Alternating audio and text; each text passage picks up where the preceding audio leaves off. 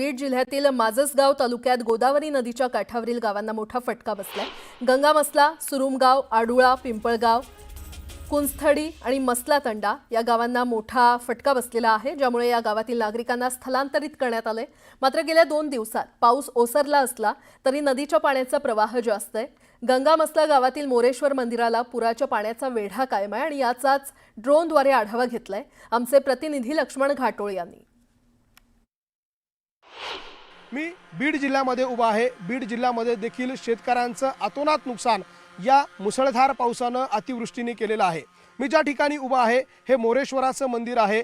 बीड जिल्ह्यातील गंगामासला नावाचा जो तालुका आहे त्या भागामध्ये असलेलं हे मंदिर आहे गणपतीचं, आणि हे खरं तर मंदिर पेशवेकालीन आहे आणि गोदावरी नदीच्या तीरावर असलेल्या या मंदिराला देखील पुराच्या पाण्यानं वेढा दिलेला आहे।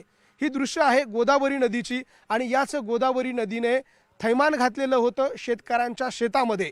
या गोदावरी नदीने अकराळ विक्राळ रूप धारण केलेलं होतं आणि याच गोदावरी नदीच्या या अकराळ विक्राळ रूपामुळे गोदावरी नदीच्या काठावर असलेली सगळी गावं जी आहे ती या पुराच्या पाण्यामुळे बाधित झालेली होती। दृश्यांमध्ये दिसणारी ही गोदावरी नदी जी आहे ती बीड आणि परभणी जिल्ह्याच्या मधोमध वाहती। अर्थात ही जी नदी आपल्याला दृश्यांमध्ये ड्रोन कॅमेऱ्याच्या माध्यमातून आपण जी नदी बघतोय